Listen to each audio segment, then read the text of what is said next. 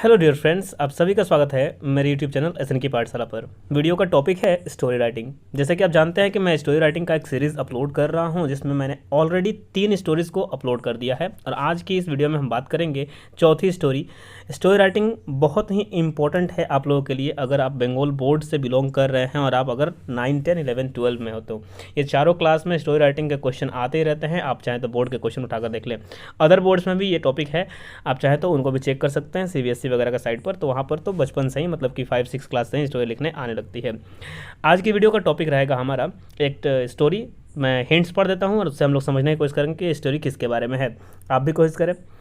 Right a story using the following hints, यानी कि आपके बोर्ड में क्वेश्चन कुछ इस तरह से आता है जहाँ पर बोला जाता है कि स्टोरी आपको क्या करना है, लिखना है हिंट्स का यूज़ करके, और नीचे में हिंट्स दिए जाएंगे। आपको पढ़ करके समझना है कि इसमें कौन सी स्टोरी दी गई है। तो चलिए 1 बाय 1 स्टार्ट करते हैं। हिंट में है अ हेयर।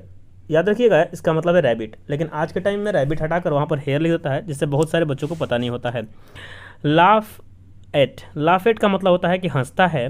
एट टॉर्टोइज, माने कि टॉर्टोइज मतलब हो गया कछुए पर, टर्टल की जगह पर यहाँ पर क्या दिया हुआ है, टॉर्टोइज दिया हुआ है।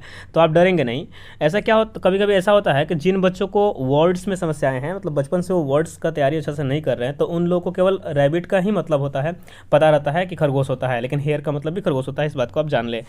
अब दूसरा क्या है, स्लो स्पीड। किसकी स्लो स्पीड होती है, तो टॉर्टोइज की होती है। तो उस स्पीड को लेकर के एक रैबिट है जो क्या कर रहा है, उसका मजाक उड़ा रहा है। अब इस कारण से दोनों में बहस हुई और they agreed to run a race, और उन्होंने क्या की, एक रेस को मतलब रन करने की, एक रेस करने की प्रतियोगिता के बारे में उन्होंने बात की। उसके लिए रेडी हो गए दोनों के दोनों।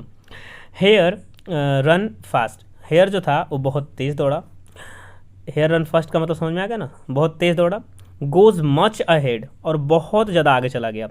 स्लीप्स ऑन द वे, रास्ते में क्या हुआ, स्लीप मतलब यहाँ पर स्पेलिंग थोड़ा मिस्टेक है, यहाँ पर होना चाहिए स्लीप का SLEEP, ठीक है। स्लीप का सोने वाला स्पेलिंग है SLEEP, स्लीप मतलब जो सोना होता है। स्लीप ऑन द वे, उसको कर लीजिएगा आप। On the way the tortoise moves on, वो रास्ते में जो कि बहुत आगे चला गया था, सो गया, लेकिन टोर्टोइज जो कछुआ था वो मूव्स ऑन, वो आगे बढ़ता ही रहा और अंततः विन द रेस, लास्ट में रेस जीत गया। तो इन चीज़ों को पढ़ करके आपको अगर समझ में आ गई कि ये कहानी किसके बारे में है, तो बचपन में हम लोग इन कहानियों को ऑलरेडी पढ़े हुए हैं अपने किताबों में।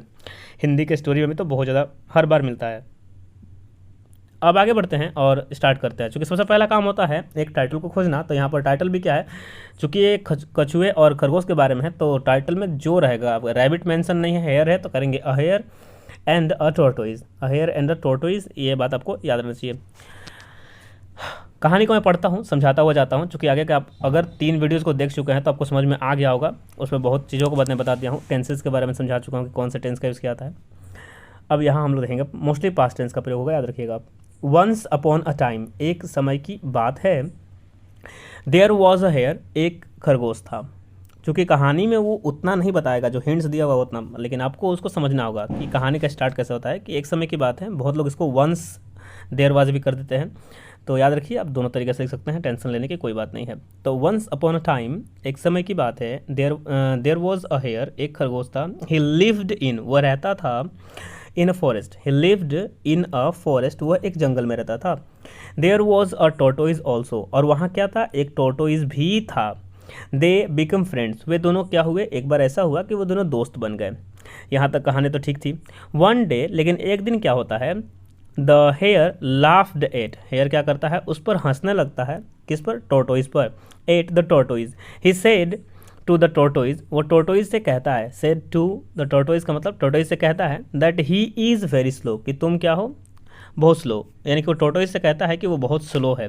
इस बात को लेकर के वो क्या करता है, उस पर हंसता है। यहाँ तक तो आपको आई थिंक समझ में आ ही गया होगा पूरा का पूरा बात। अब क्या करना है आपको, मैं थोड़ी सी बातें और बता दूँ, जैसे कि आप यहाँ पर देख पा रहे होंगे। मैं इसको रंग चेंज करता हूँ, समझ में आ जाए।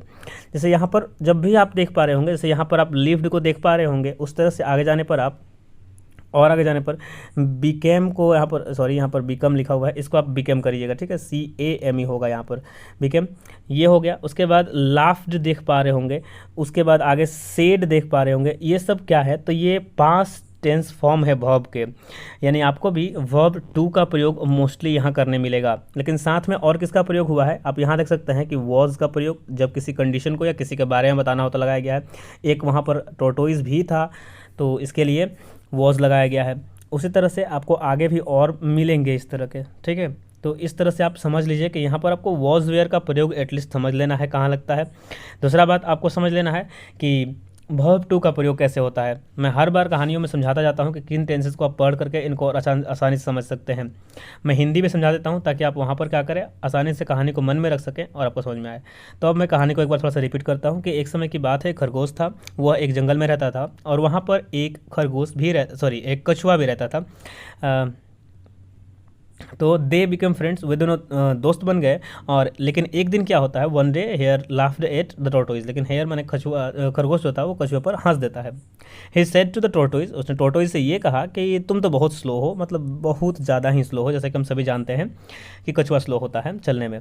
The tortoise couldn't put up, लेकिन कुडंट पुट अप विथ का मतलब होता है बर्दाश्त करना, तो यहाँ पर आप बियर विथ भी लिख सकते हैं।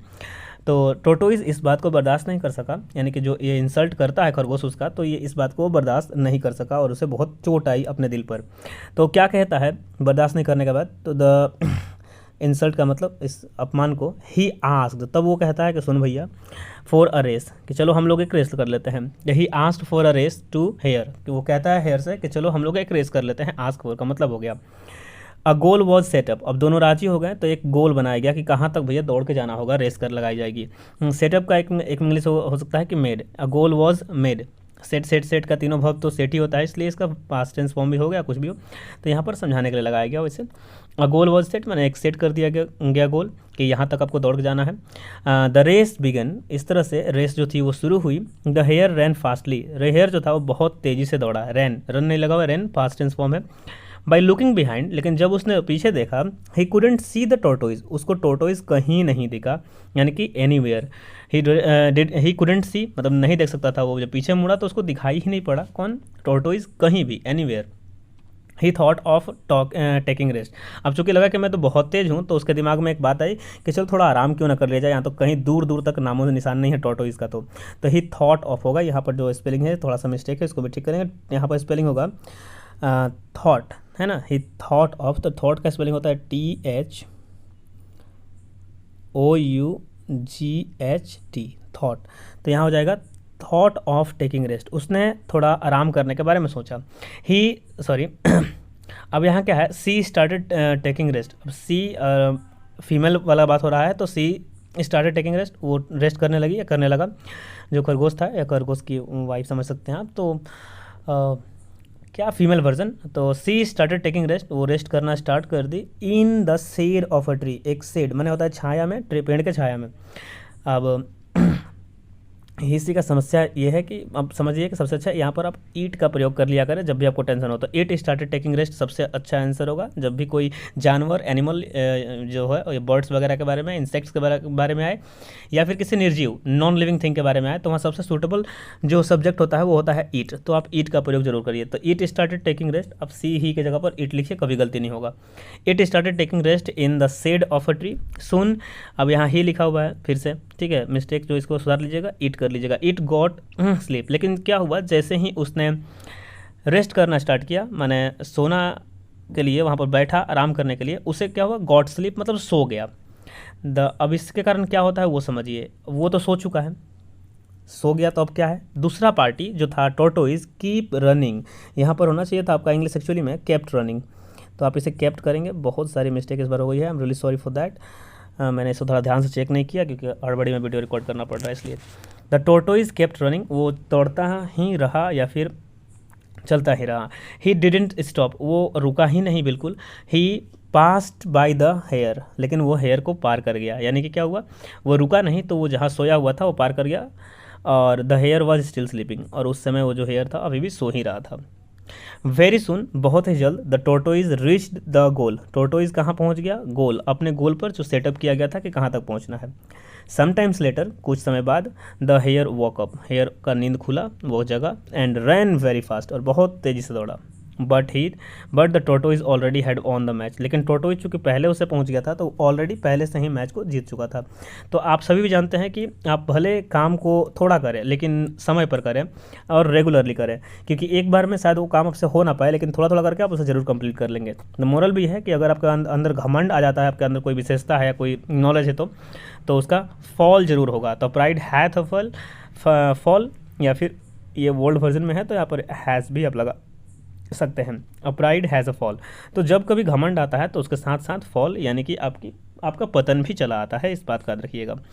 तो आई थिंक आपको स्टोरी तो समझ में आ ही गई होगी, पहले से भी पढ़े हुए रहते हैं हम लोग सब स्टोरी को, बस केवल लिखना कैसे है एग्जाम में यही मैं आपको बताता हूँ, जिससे कि आपसे गलती ना हो। और जब कभी आप इसे 2 से 3 बार सुन भी लेंगे तो आपको ऐसे भी याद हो जाएगा कि हाँ कहानी में क्या है।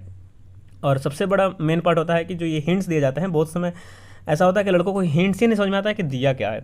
तो इसलिए मैं हिंट्स ज़रूर देता हूँ अपने हर एक स्टोरी में और कोशिश करता हूँ कि आपको अच्छे से समझा सकूँ।